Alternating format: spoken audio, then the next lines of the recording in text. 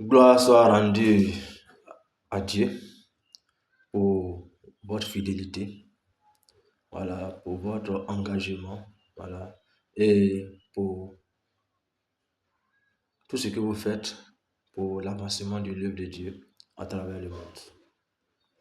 Donc, c'est une reconnaissance pour moi de pouvoir partager cette parole avec vous.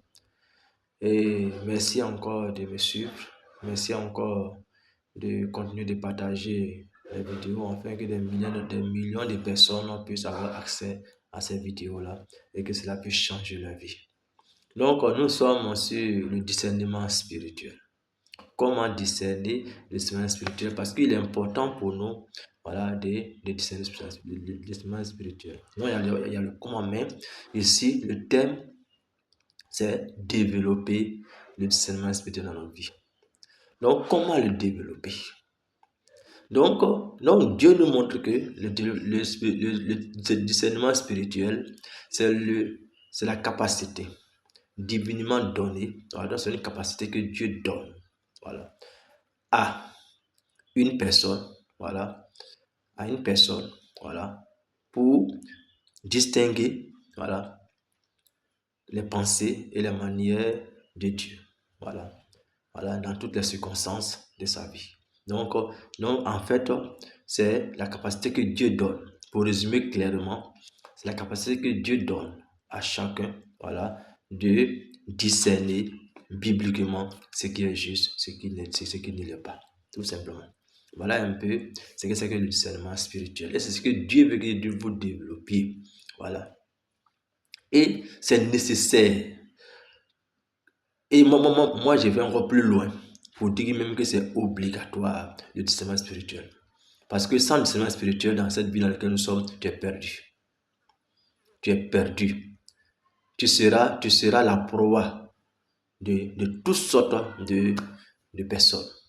Tu seras la proie de toutes sortes de mystiques. Tu seras la proie de toutes sortes de spiritisme.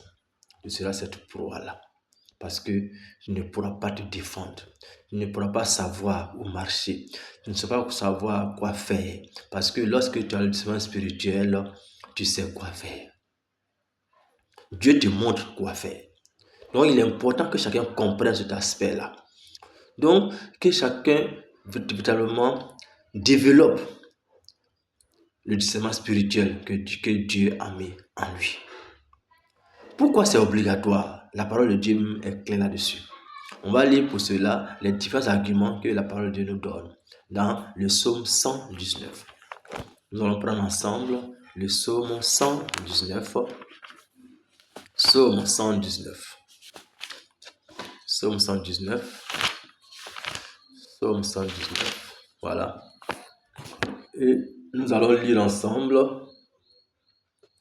les versets 34. Verset 34, il est écrit. Verset 34, la Bible dit: fais-moi comprendre ta loi et je la suivrai. Je m'y appliquerai de tout mon cœur. Voilà un argument qui montre que nous devons développer en nous le discernement spirituel. 73. Il n'est pas tout lire, mais il y a justement que 2 ou 3 versets. 73. Tes mains m'ont formé et me maintiennent debout. Donne-moi donc du discernement pour que j'assimile tes commandements. Le 104. Mon discernement vient de tes exigences. C'est pourquoi je déteste toutes les pratiques mensongères. Voilà. Donc ici, et vous pouvez continuer toujours sur le psaume 119. Voilà. Vous avez le verset 105, 125, le verset 130, le verset 144 et le verset 169. Donc, l'argument que nous donne l'Ancien Testament selon le psaume 119, vous avez près de 7 arguments que nous ont donnés. Voilà, dans le psaume 119, le verset 34, verset 73, verset 104, verset 125, verset 130, verset 144 et verset 169. Donc, voilà ce que la parole de Dieu nous dit d'abord dans l'Ancien Testament concernant le discernement spirituel. Pourquoi c'est nécessaire, pourquoi c'est obligatoire même. C'est obligatoire. Donc, il va de chacun de pouvoir comprendre et développer le discernement spirituel dans sa vie. Deuxième argument que la parole de Dieu nous donne encore, nous allons maintenant cette fois-ci dans le Nouveau Testament. Et nous allons prendre deux passages. Voilà, on prend deux passages. On prend 1 Thessaloniciens 5, verset 21. 1 Thessaloniciens 5, verset 21, la Bible dit ceci. Mais examinez toutes choses, retenez ce qui est bon. Voilà. Donc, examinez toutes choses, mais retenez ce qui est bon. Examinez toutes choses, retenez ce qui est bon. Voilà. Donc, vous pouvez lire également aussi Acte 17, verset 11, où lorsque Paul a annoncé l'évangile, la parole de Dieu aux Béréens, les Béréens ne sont pas bornés seulement à croire à ce que Paul disait, mais ils ont examiné, ils ont scruté les Écritures pour voir si ce que Paul disait était vrai. Voilà, donc c'est ça qu'on appelle le discernement spirituel. Parce qu'aujourd'hui, vous avez des prophètes, vous avez des pasteurs, vous avez des évangélistes, vous avez des docteurs, vous avez des révérends, vous avez des bishops qui viennent à vous, qui vous annoncent la parole de Dieu, qui vous parlent selon eux de la part de Dieu. Mais si Dieu n'a pas mis en vous le discernement spirituel, vous ne saurez pas si ce qu'ils vous disent est la vérité. Voilà. Parce que voilà l'habitude qu'il est important pour nous que nous connaissions le discernement spirituel. Parce qu'il y a des personnes, que ce soit des évangélistes ou des pasteurs ou des prophètes, peuvent vous induire en erreur. Voilà. Voilà pourquoi, bien que les Béréens ne sont pas des Juifs, c'est-à-dire que la parole de Dieu n'est pas venue vers eux.